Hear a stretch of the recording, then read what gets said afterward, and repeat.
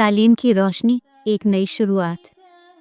جب عمر نے اسکول جانے سے انکار کر دیا اور کہا میں پڑھائی سے نفرت کرتا ہوں، تو کسی نے نہیں سوچا تھا کہ یہی لڑکا ایک دن پورے گاؤں کو تعلیم کی اہمیت سکھائے گا۔ لیکن کیا عمر واقعی اپنی سوچ بدل سکے گا؟ وہ ہمیشہ کے لیے پڑھائی سے دور ہو جائے گا۔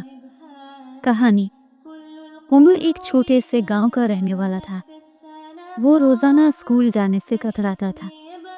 اس کی ماں اسے سمجھاتی، بیٹا، تعلیم ہی وہ چیز ہے جو تمہیں اچھا انسان بنا سکتی ہے، لیکن عمر کا جواب ہمیشہ یہی ہوتا، امی، مجھے اسکول جانا بالکل اچھا نہیں لگتا۔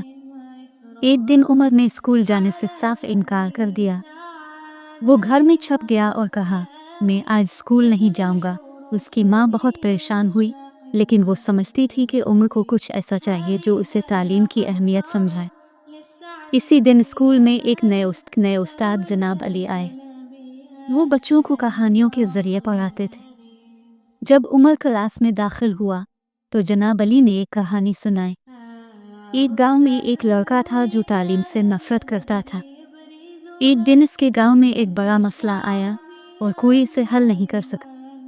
لڑکے نے اپنی تعلیم استعمال کر کے مسئلہ حل کیا اور پورا گاؤں اس کا شکر گزار ہوا۔ یہ کہانی سن کر عمر کے دل میں ایک چنگاری سی بھڑک اٹھی۔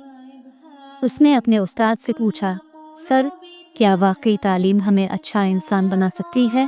جناب علی نے مسکراتے ہوئے کہا، ہاں عمر، تعلیم ہمیں نہ صرف علم دیتی ہے بلکہ ہمیں سمجھدار، مہربان اور ذمہ دار انسان بھی بناتی ہے۔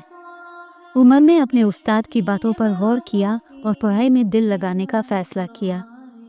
وہ روزانہ اسکول جانے لگا، اپنی کلاس ورک تیار کرتا اور استاد کے سوالوں کے جواب دیتا۔ کچھ عرصے بعد عمر اسکول میں سب سے ہوشیار طالب علم بن گیا۔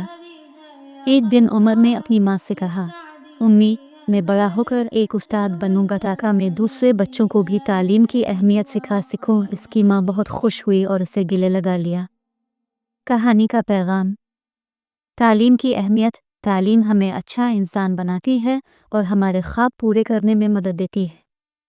ہمت اور لگن، اگر ہم کوشش کریں تو ہر مشکل کو آسانی سے حل کر سکتے ہیں۔ استاد کا کردار: اچھے استاد ہمارے مستقبل کو روشن کرتے ہیں۔ خود اعتمادی: تعلیم ہمیں کرنے میں مدد دیتی ہے۔